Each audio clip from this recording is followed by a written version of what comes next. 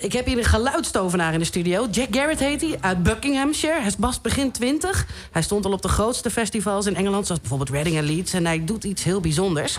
Hij is in zijn eentje. Hij loopt zichzelf live en dan beetje bij beetje speelt hij dan alles wat je hoort in zijn liedjes.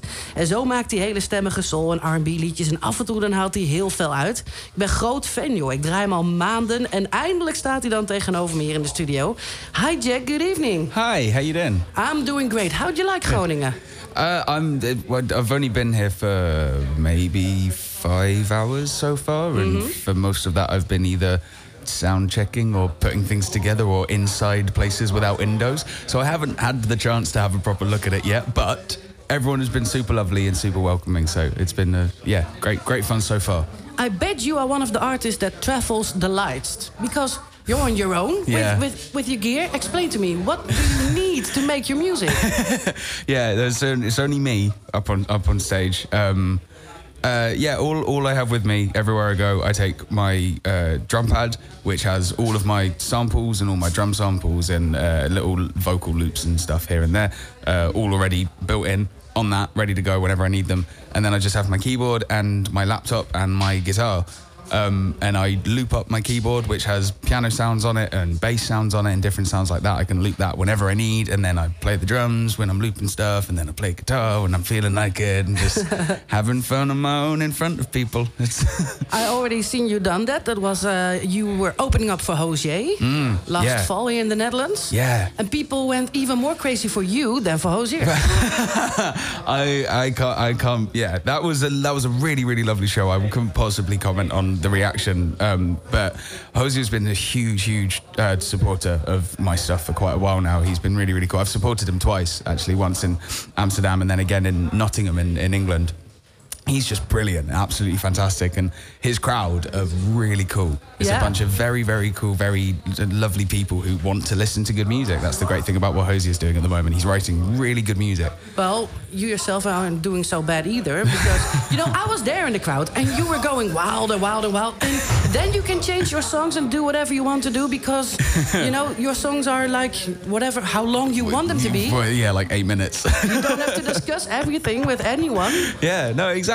It's like the whole point of the set, and sort of when I was creating it and putting it together, was I just wanted to give myself an opportunity to do exactly that. It was just start off with a song and show people how I build up my songs when I'm writing and producing them in the studio, but then I give myself the chance to have a couple of minutes where I can change anything if I need to, and be able to take the songs down a completely different route, and everything is totally under my control. So meaning if anything goes wrong, it's always only ever going to be my fault. So it's a nice little dangerous pocket to live in. So when is a gig successful for you? When you haven't played any song like you wanted it? Nice. That's a really good question. I like that. Thank you so much, Jack. Nice. No, I like that a lot. How do I know if a gig's been successful? Like, there's a couple of moments in the set where I've done certain things to sort of, I guess in a way, just make sure that the audience are awake, and that if they are enjoying themselves, that they're at maximum enjoyment at those points.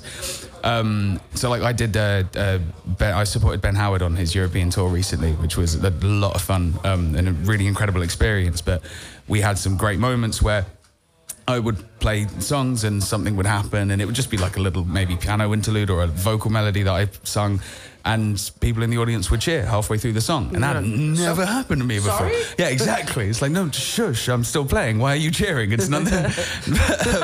But like that was always a lovely thing to hear, and to hear people sort of, being vocal about their appreciation of it was always lovely. But I don't know, in terms of it being a success, for me, it's not until right at the end.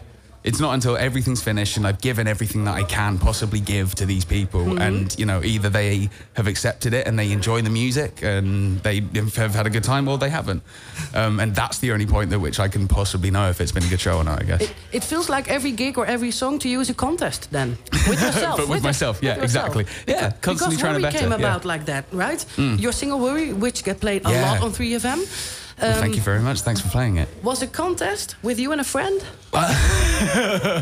Not so much a contest with me and a friend. No, that was me and a Danish producer who's a really good friend of mine. He's a guy called Garratt. He's a fantastic producer doing some really cool stuff at the moment. And we had been friends for ages and just got in a studio together and just started writing something. And we actually, that song came about because we just wanted to write something. It wasn't something for me or something that he could take to another artist. It was just, let's go into the studio. And I think the way that we went into the studio was, let's write a K-pop song that Justin Timberlake could sing. That's what we went for. That was our genre. Let's go with this feeling. Okay. And a day later, we came out with the chorus for Worry, and then the day after that, finished the whole thing. So Wow. that was more, I wouldn't say a competition or a contest, but a lovely, warm collaboration of love. Oh, that lovely warm combination of love. We're going to listen and watch it now. Here's Jack Garratt and A Worry.